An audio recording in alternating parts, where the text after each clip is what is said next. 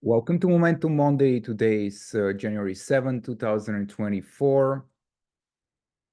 We started the year with a little shakeout uh, designed to reduce the extreme bullishness, basically, that we had towards the end of last year.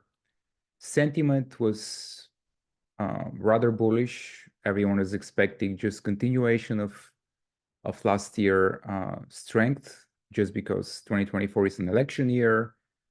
So the premise was that politicians and federal officials are going to make everything possible for people to remain happy, which means, market to continue higher. But financial markets tend to move in the direction that will surprise the majority of people, especially in a short-term perspective when we see extremes in sentiment, both bullish and bearish. So it's, even if 2024 is another above the average year for the stock market, that doesn't mean that we won't see normal 3 to 5% pullbacks, even 10-50% pullbacks along the way in the indices. The reasons behind this pullback in the first week of January could be numerous. I don't think they matter that much. One possible reason is just profit taking for tax purposes, like people who made a lot of money last year didn't want to pay all of their taxes this year for last year profits. They just maybe waited to sell in January to lock in some profits and pay next year.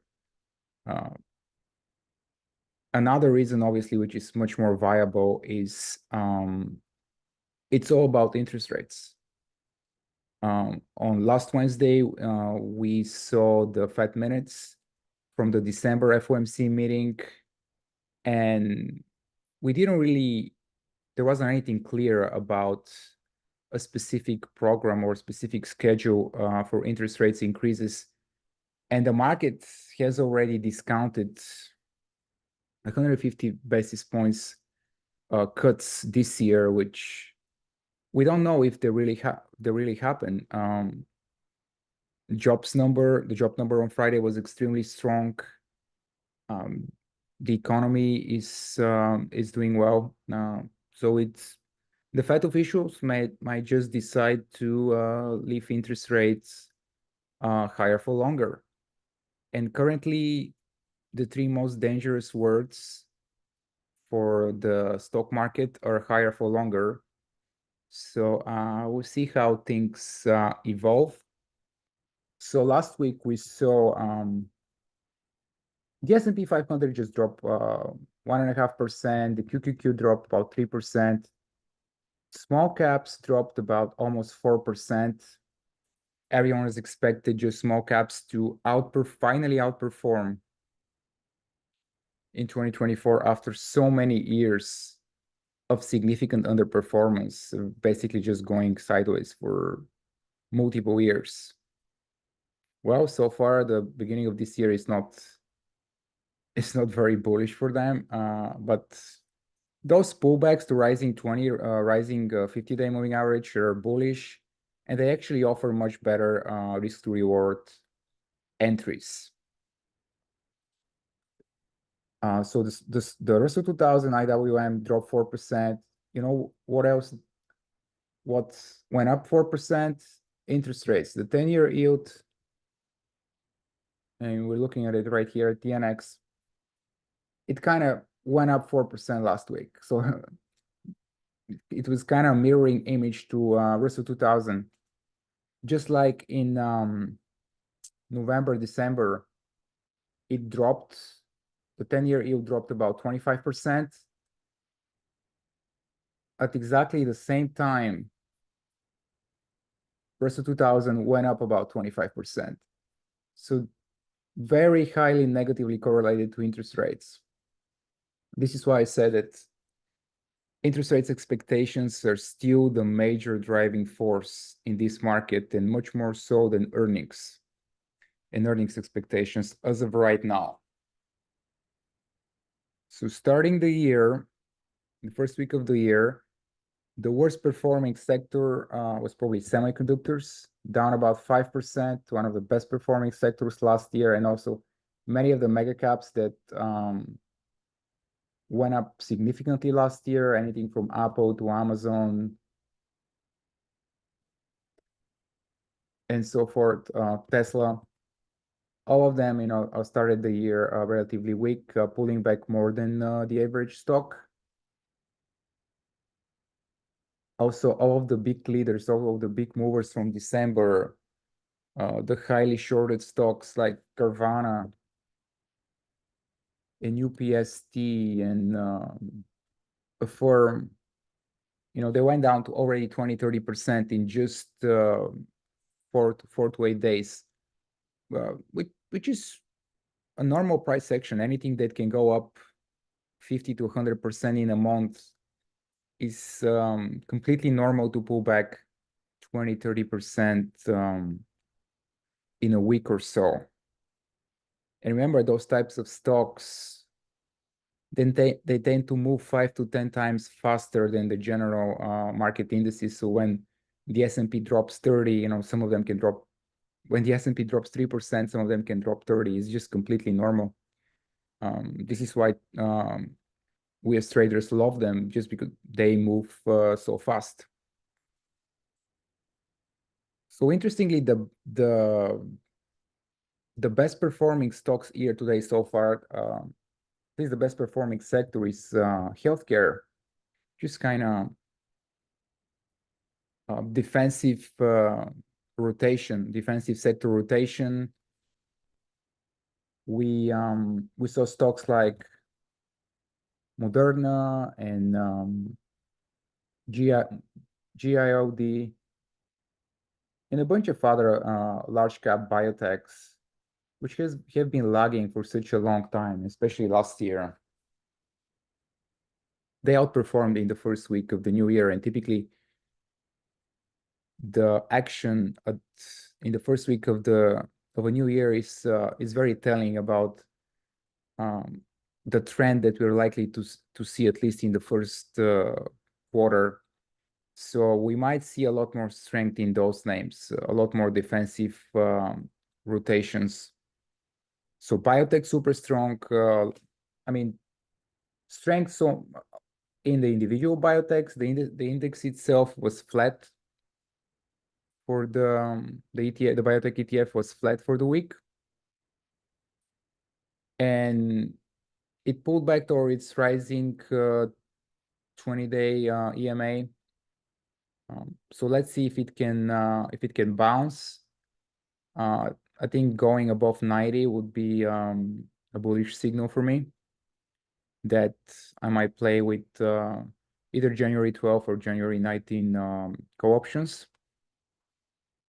And another option is just to use the 3x long biotech ETF LABU.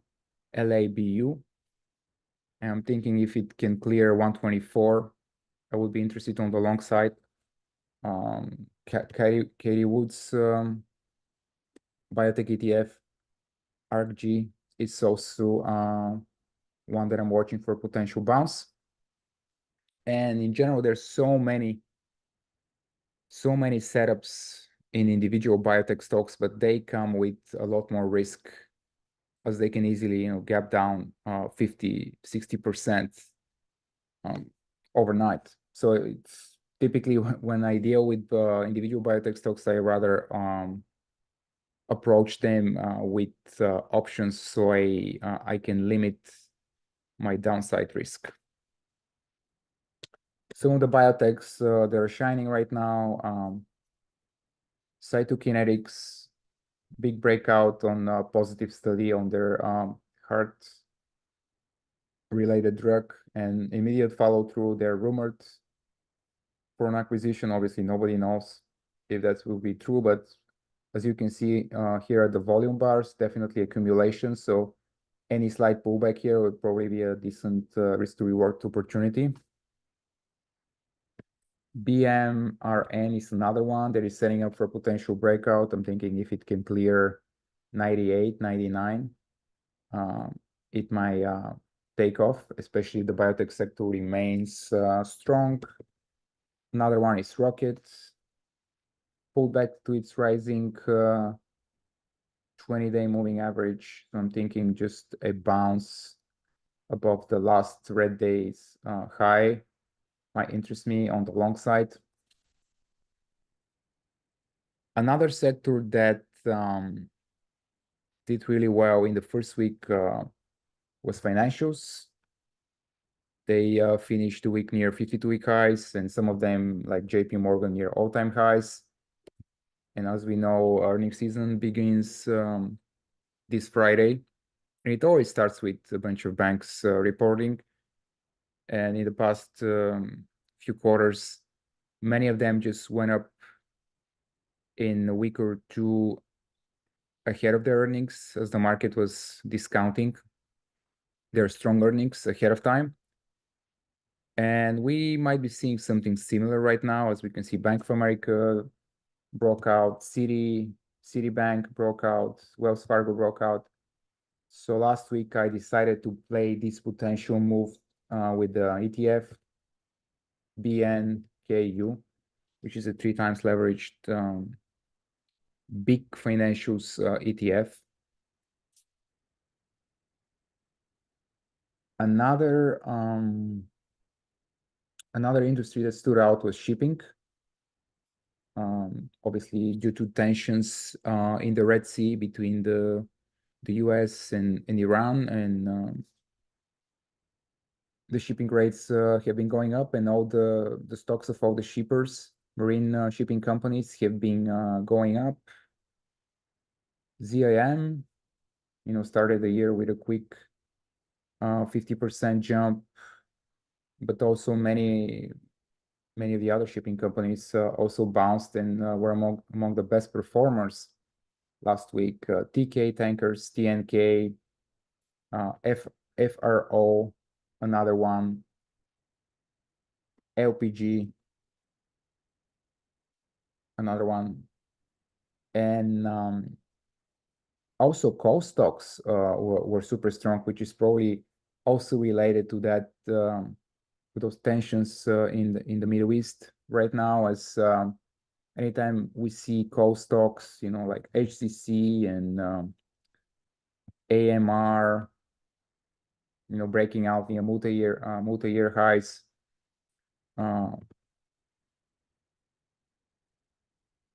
And LPG as also, which is liquefied petroleum gas. Anytime we see those types of stock go up, that's basically a play on energy security.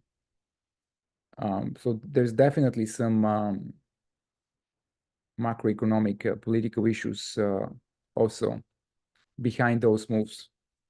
So in general, the overall market is in a pullback mode. Last week, every time we saw like a tiny bounce in the morning, it was followed by a sell-off later in the day and a close near the lows of the day, which is a bearish market behavior, at least for the time being. And I wouldn't be surprised if, for example, in the QQQ, we might see some like tiny bounce towards the 20-day near 404, 403, and then another leg down to test the rising 50-day near 387, 390. I wouldn't be surprised if we see that to have like a proper pullback, proper shakeout. But other than that, on the long side, I'm interested in biotech and financials, and anything else is just on standby right now. So see you guys next week. That's it for now.